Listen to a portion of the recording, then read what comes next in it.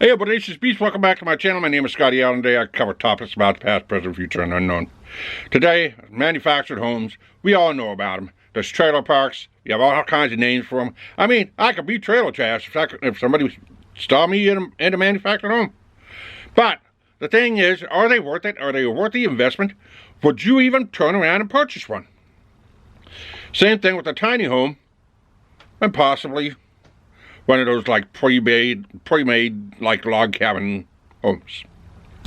Are they worth it? What do you need to look for? What do you need to watch out for? Are they a worthy investment? I'm going to answer just about all those questions in this video right now. So, the first question that we're going to talk about is manufactured homes versus tiny homes. There's quite a few tiny homes that are going for between $40,000 to $60,000. A tiny home consists of gives you about enough space that you would if you went into a travel trailer. So in a tiny home in a travel trailer, most of them will have a kind of a loft, basically a Japanese style apartment. No pun intended. But the thing is, with a tiny home, you have all your major conveniences. You'll be able to hook them up onto your hitch and hit the road jack. But here's the thing that you really need to look at when you turn around and buying a tiny home.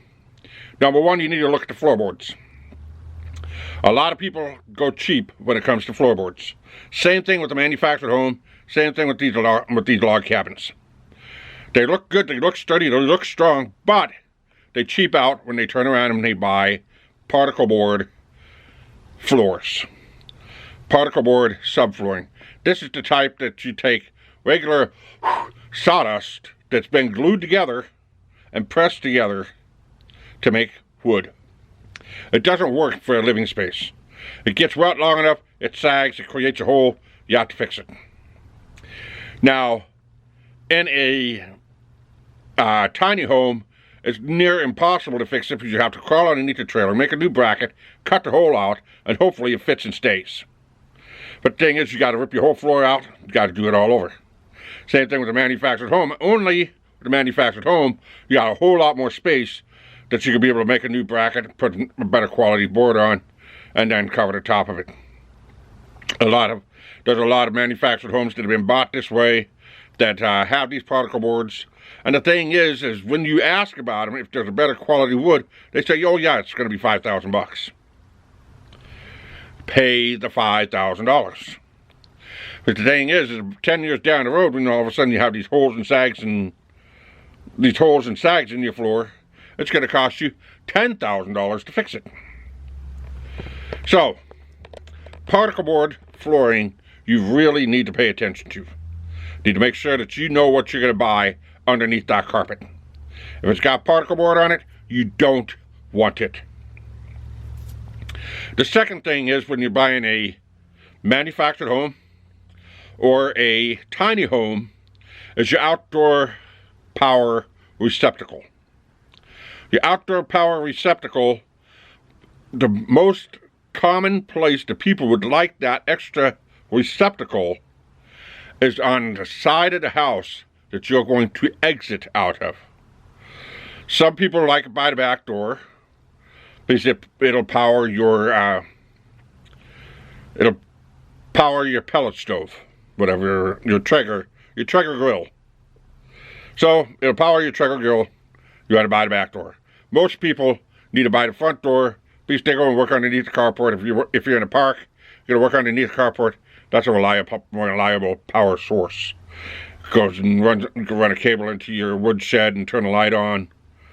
That's pretty much the most common place that you want that. So, that outdoor power receptacle, you want to make sure that it's on that opposite side.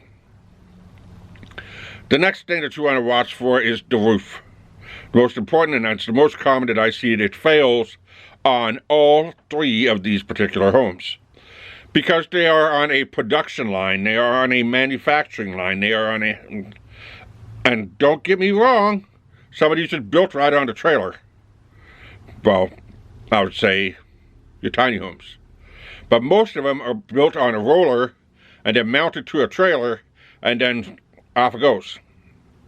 So there's one more thing that you got to check when you're buying a tiny home. So the big thing that you're going to need to check is you're going to check the roof. Once your manufactured home is installed, or you're buying a used manufactured home, you got to walk through, and right smack in the middle of the house is the seam of the house. And you want to look for minor cracks. You want to look for light water stains, because even a small water stain indicates your roof is leaking, because there's plastic in between. The plastic will stop the water from leaking in, and you're going to have all kinds of water pooling in between the MDF board, flooring and the plywood that's in between. Plus, your insulation is also stopping it. So look for little water specks along that seam. If you see little water specks, you need to get somebody up and check that roof. Sometimes you've had a big windstorm, somebody didn't nail it in. Just don't forget, when people are making these inside of the factory, these houses are coming out of a warehouse. They're not being built outside. They're coming out of a warehouse. So it can be 60 degrees year-round. If it's 100 degrees and they're doing it in Death Valley, they're inside of an air-conditioned building, and they're just being pushed right back out. When they slap these homes together, and they put all the bolts on to keep the house together, that top seam should be basically flawless. However, sometimes the contractors get lazy when they're getting that top seam done, and they don't nail down 3 or 4 shingles, and eventually you end up with a hole in the roof. A very slow leaking hole. Same thing with a a prefab house, prefab cabin. Same thing with a tiny home. I'm going to double check that roof. Now the last big thing that you need to be able to check, especially if you're going to go and get a tiny home, so you need to check that trailer. Does that trailer have all the bolts that it needs? Look and see what kind of holes they have down below. A lot of times there's about 16 bolts. If it's not bolted down to the trailer, you're going to have problems later on. Take a look at that. Take a look at your axle. A lot of times when you see some of these, they're only going to have a 1 or 2 inch axle. It's not being made to travel down the highway 200 miles away. So you need to find your problems first and fix them as you go, but the floor you can have done when it's down at the factory. So those are the first big things that I need to let you know. Plus, you also want to make sure you're caulking around your windows. You want to make sure that you're taking care of all the seams inside the house. But other than that, a manufactured home is nice. But the other thing is they also use the cheapest water heater that you could possibly find. That water heater is going to go out in about 4 years. So you're going to have 4 years from the time that you step foot into that new home to get that water heater replaced before you got water everywhere. I don't know about tiny homes. Most of those use tankless water heaters, and some of the prefabs also use tankless water heaters. So those are a few big things that you really need to look at. Also, when you're most of the cabinets in these are cheap particle board built cabinets. They're not top quality cabinets. They're going to fall apart. So keep that in mind. Make sure you have a plan to keep up with the maintenance of these homes. And you'll double your investment later on down the road. If you don't keep up, they go out and they get out of control. They get out of your hands.